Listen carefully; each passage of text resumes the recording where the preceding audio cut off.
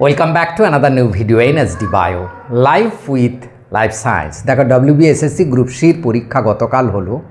সেই পরীক্ষা কেমন হলো সেই নিয়ে একটা রিভিউ উঠে এসছে।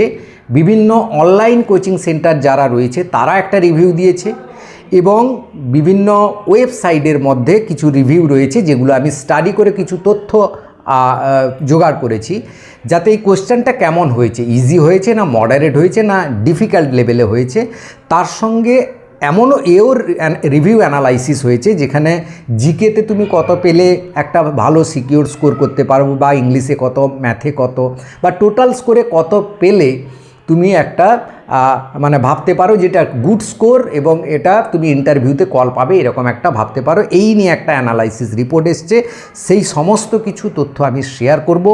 তার সঙ্গে জোশ জাগরণ বলে একটা ওয়েবসাইট রয়েছে, তারা বিভিন্ন school, college, job, GK exam, all India লেভেলের সমস্ত পরীক্ষার তারা রিভিউ করে বা বিভিন্ন নিউজ দেয়।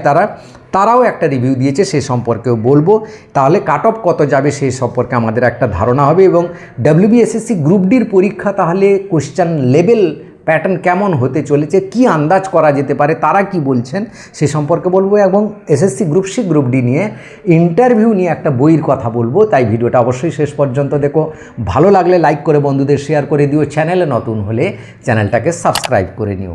দেখো, প্রথমেই আসি আমরা যে এই গ্রুপ সি পরীক্ষা যে হলো তার কোশ্চেন কেমন হলো। আমি প্রায় স্টাডি করে দেখলাম বিভিন্ন অনলাইন কোচিং সেন্টার সবাই দাবি করছে যে তাদের কোশ্চেন প্রচুর পড়ে গেছে, প্রায় কোশ্চেন কমন চলে এসছে, এবং তাহলে তাদেরকে যারা ফলো করেছে তাদের কোশ্চেনটা খুবই ইজি মনে হয়েছে বলে তাদের এই রকমই মতামত। দেখো, আমার তো কোনো কোচিং সেন্টার নেই, আমি একজন স্কুল টিচার এবং আমার কিছু এক্স স্টুডেন্ট রয়েছে, তাদের কাছ থেকে কিছু খবর পাই এবং বিভিন্ন ওয়েবসাইট থেকে যা তথ্য পাই সেইগুলো নিয়ে আমি অ্যাকচুয়ালি আলোচনা করি বা একটা নিউট্রাল আলোচনা করার চেষ্টা করব। তো এখন জোশ জাগরণ বলছে যে এই কোশ্চেন প্যাটার্ন কেমন হয়েছে। তারা বলছে question considered to be of moderate to difficult level, অর্থাৎ মাঝামাঝি থেকে ডিফিকাল্ট ধরনের কোশ্চেন হয়েছে। অ্যাজ পার ইউর প্রিপারেশন কারোর কাছে মডারেট, কারোর কাছে ডিফিকাল্ট মনে হয়েছে।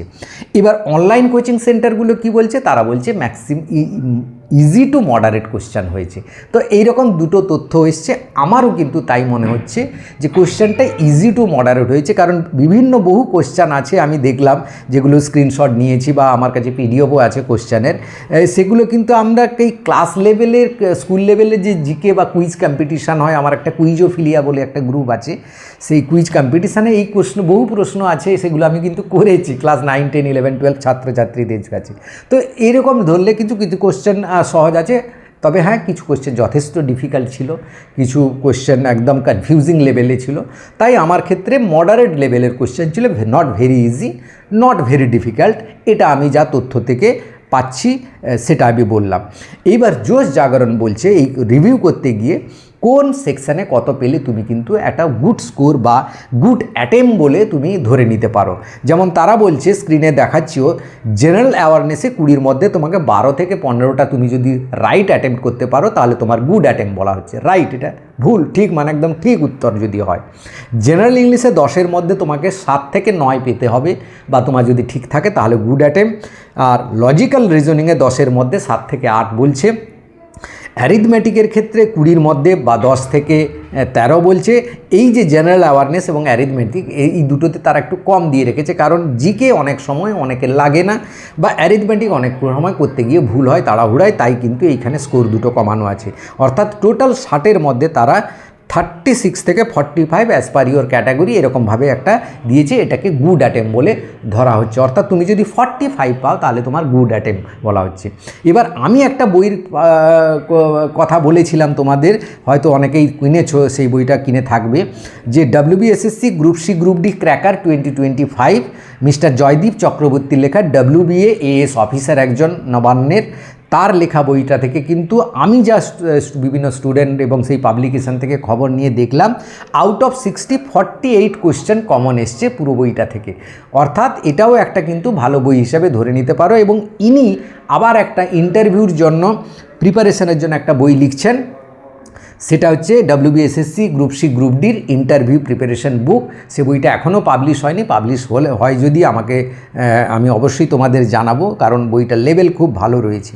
তো এই রকম একটা কাট অফ আমরা দেখতে পাচ্ছি। তো আমার মতে আউট অফ 60 জেনারেল ক্যাটাগরি যারা রয়েছে তাদের ক্ষেত্রে কিন্তু মানে অনেকটা বেশি পেতে হবে। 54 অ্যাবাভ তো না পেলে আমার মনে হয় যে ধরনের কোশ্চেন রয়েছে 55+ পেতেই হবে জেনারেল ক্যাটাগরির বলে ভাবতে পারো। একদম 100% চান্স আছে বলে তুমি ভেবে নিতে পারো।